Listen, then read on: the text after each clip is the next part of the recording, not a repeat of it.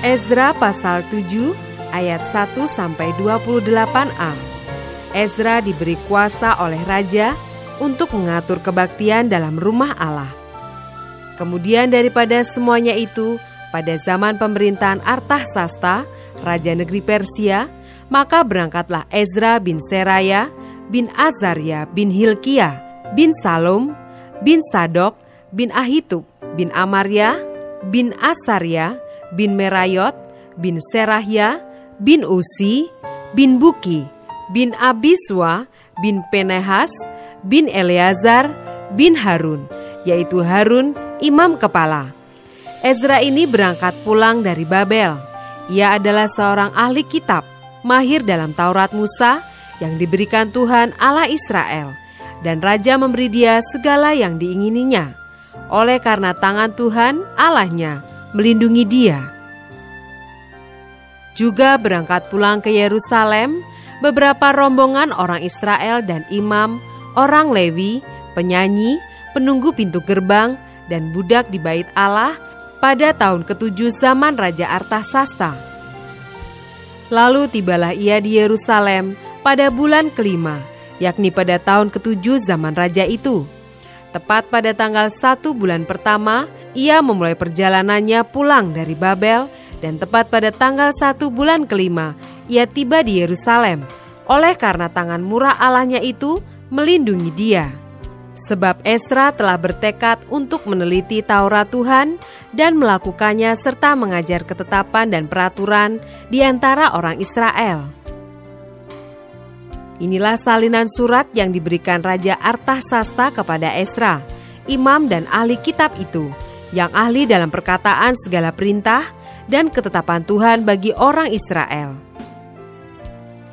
Artasasta, raja segala raja, kepada Ezra, imam dan ahli Taurat Allah semesta langit, dan selanjutnya. Maka sekarang olehku telah dikeluarkan perintah, bahwa setiap orang di dalam kerajaanku, yang termasuk orang Israel awam, atau para imamnya, atau orang-orang Lewi, dan yang rela pergi ke Yerusalem, boleh turut pergi dengan engkau. Oleh karena engkau disuruh raja serta ke-7 orang penasehatnya untuk mengadakan penyelidikan mengenai Yehuda dan Yerusalem dengan berpedoman kepada hukum Allahmu yang menjadi peganganmu, dan untuk membawa perak dan emas yang diberikan raja serta para penasehatnya sebagai persembahan sukarela kepada Allah Israel yang tempat kediamannya di Yerusalem, beserta segala perak dan emas yang akan kau peroleh di seluruh provinsi Babel, dengan persembahan sukarela yang akan dipersembahkan oleh rakyat dan para imam bagi rumah Allah mereka yang ada di Yerusalem.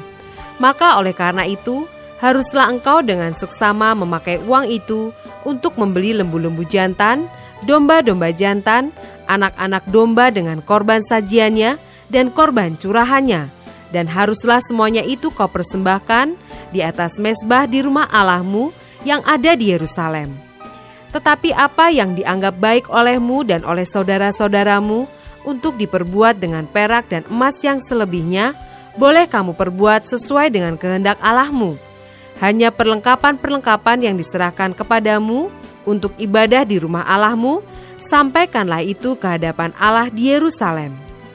Dan yang lain yang masih diperlukan untuk rumah Allahmu, yang pembayarannya menjadi tanggunganmu, itu boleh kau bayar dari perbendaharaan kerajaan.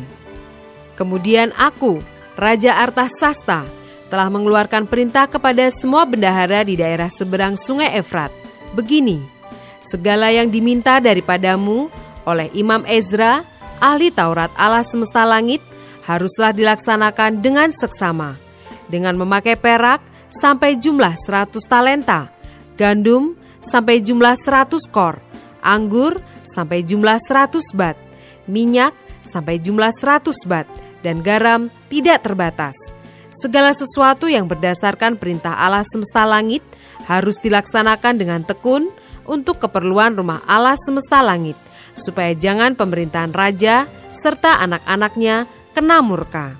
Lagi pula kami beritahukan kepadamu bahwa tidaklah sah bila para imam, orang Lewi, penyanyi, penunggu pintu gerbang, budak di bait Allah, dan para hamba rumah Allah dikenakan pajak, upeti atau bea.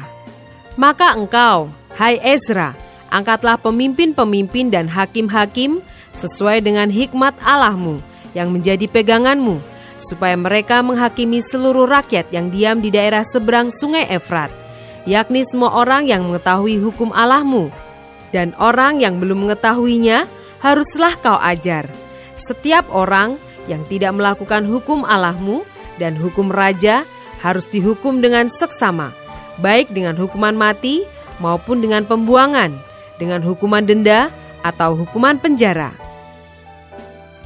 Terpujilah Tuhan Allah nenek moyang kita, yang dengan demikian menggerakkan hati raja, sehingga ia menyemarakan rumah Tuhan yang ada di Yerusalem, dan membuat aku disenangi oleh raja dan penasehat-penasehatnya, serta segala pembesar raja yang berkuasa.